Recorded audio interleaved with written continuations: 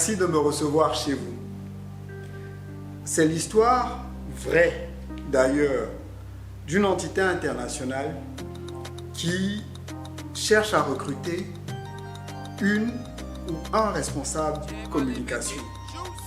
Ils mettent en place donc un groupe de personnes, recruteurs spécialisés, personnes de la communication et autres, environ on va dire 5 à 6 personnes qui sont chargées en fait de trouver cette personne. Et donc un appel à candidature est lancé comme les appels à candidature habituels et puis plusieurs donc documents et dossiers de candidature sont envoyés donc à ce groupe de personnes chargées de recruter pour la Banque internationale. Et de tri en tri, de rencontre en rencontre pour carrément élaguer au fur et à mesure les personnes dont les dossiers semblent bons mais qui ne sont pas adéquats par rapport aux différents critères de sélection. Au fur et à mesure, donc, le lot en fait se diminue et puis il tombe sur environ une dizaine de personnes, donc de 100 à 200 personnes, à une dizaine de personnes qui sont plus ou moins retenues. Et dans ce lot des 10 personnes, ce qu'ils se disent par la suite, c'est ok, on va être beaucoup plus pointilleux parce qu'il faut bien évidemment que la personne qui est recrutée soit quelqu'un de très pointu quand même. Parce qu'il ne faut pas qu'on se trompe. Donc c'est ce qu'ils se disent. Et donc ce qu'ils font, c'est qu'ils vont faire ce qu'on appelle du recrutement intelligent. C'est-à-dire qu'ils vont passer en fait en marketing intelligence, en guillemets, ils vont passer sur les réseaux sociaux, sur tout ce qui est plateforme, on va dire net web, et puis ils vont regarder les dossiers, les personnes qui y sont, regarder ce que ces personnes-là font sur les différentes plateformes web, réseaux sociaux, Facebook, Twitter, et tant d'autres, Instagram et ce genre de trucs. Ils vont regarder. Et sur la base de ça, en plus des différentes pré-interviews qu'ils ont fait avec ces personnes, mais également en fonction des dossiers, des éléments objectifs du dossier, ils vont refaire un petit tri de sélection. Et puis ils vont en tenir 5 des 10 qui restaient, ils vont en tenir, donc en garder 5.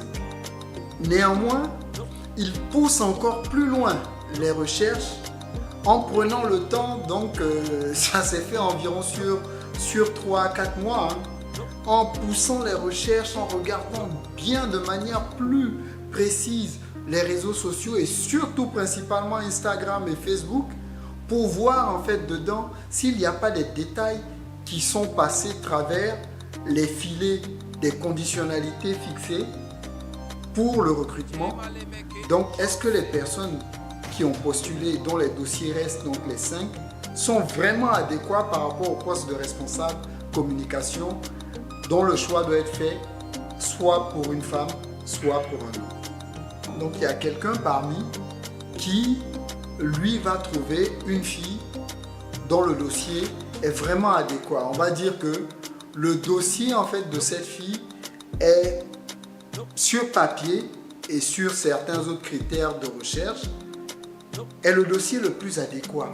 Donc, entre guillemets, elle a 70 à 80% de chances d'être retenue pour être la responsable communication, mais il y a également d'autres hommes, ce genre de trucs. Dans la réflexion, dans la recherche et réflexion intelligente sur Facebook, mais également sur Twitter, la fille en fait apparaît dans des situations qui sont délicates. Par exemple, elle apparaît avec champagne qu'elle boit au boulot. Elle apparaît avec des cheveux quelquefois de couleurs différemment. Elle apparaît même dans certaines discussions parce que bien évidemment ce sont des discussions publiques. Faut pas croire autre chose. Les discussions auxquelles les différents recruteurs, enfin les membres du groupe de recrutement ont accès, ce sont les discussions ou les posts qui sont publics. Donc il regarde, il voit également pour cette fille un échange, mais qui est très trash. Trash veut dire quelque chose de négatif, où il y a des insultes entre elle et un autre monsieur sur un fait banal, mais en tout cas il y a une discussion qui part jusqu'à whatever, des choses vraiment un peu basses. J'ose pas dire ça ici, mais des choses un peu basses. Bref, quand on regarde donc le profil dossier de la personne et qu'on regarde les informations et les posts et les interventions web, réseaux sociaux de cette fille, c'est un peu comme le jour et la nuit. Mais soit, il y a également un jeune homme, plus ou moins pareil, et ainsi de suite pour les 5 personnes. C'est passé en revue, donc il y en a où c'est limite, où ils existent sur les réseaux sociaux, il y en a où c'est leur maison, les réseaux sociaux, il y en a où c'est à moitié, ça va, c'est de la décence, il y en a où les discussions sont des discussions où il n'y a pas trop, on va dire, pas trop intelligent, on va dire même si on me prête le mot de l'immaturité, ce genre de truc. Bref, à un moment donné, il faut décider. Donc, la décision est prise de recevoir en fait les 5 sur la base de toutes les infos qui ont été réunies, y compris les infos qui sont sur les réseaux sociaux et donc sur toutes les plateformes web.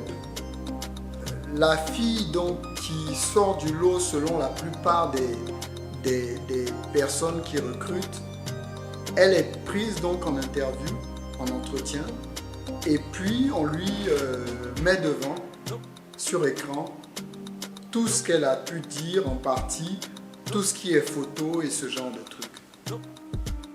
Elle est mal à l'aise, bien évidemment, parce que c'est un peu glauque pour une fille.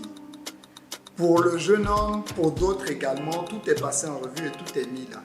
Mais, bien évidemment, il faut faire un choix.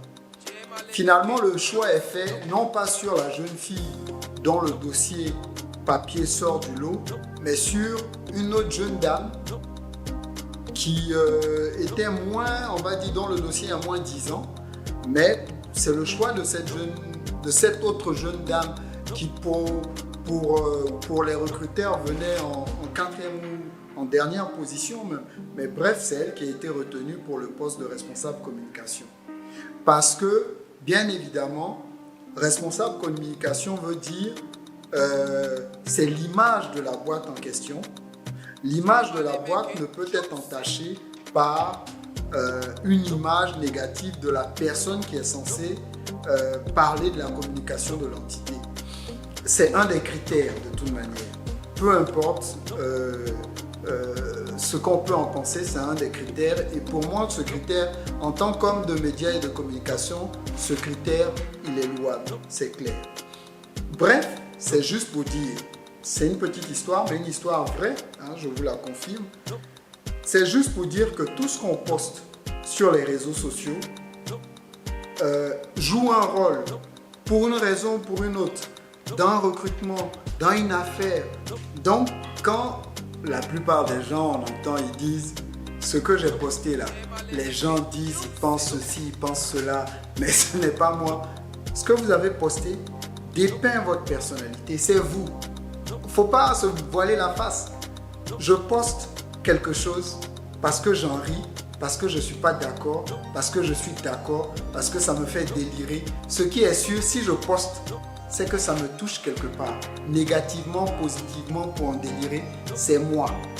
Donc arrêtez de dire, il y a plein d'études qui le prouvent, c'est prouvé. Ne dites pas, c'est pas vous, assumez. Ça va vous porter soit préjudice, soit bonheur. C'est l'un ou l'autre. Ça porte soit préjudice, soit bonheur. Pour le travail, comme pour la vie amoureuse, comme pour autre chose. C'est vous. Merci beaucoup de m'avoir suivi. J'attends toujours, bien évidemment, vos thèmes que vous voulez qu'on aborde ou bien vos points de vue. Hein. Il va s'afficher, bien évidemment, tout à l'heure, l'adresse mail et les différents sites de Viens, on va parler. À vous l'honneur de soit me contrer parce que vous avez des choses à me dire par rapport à mes thèmes d'intervention, soit me donner des thèmes d'intervention que vous voulez qu'on aborde, soit me raconter une histoire. Moi, je la traduirai ici, je l'expliquerai, j'en parlerai sans dire bien évidemment votre nom. Je vous attends. On est dans Bon Pain de Dieu. Mais viens, on va parler. C'est de ça qu'il est question.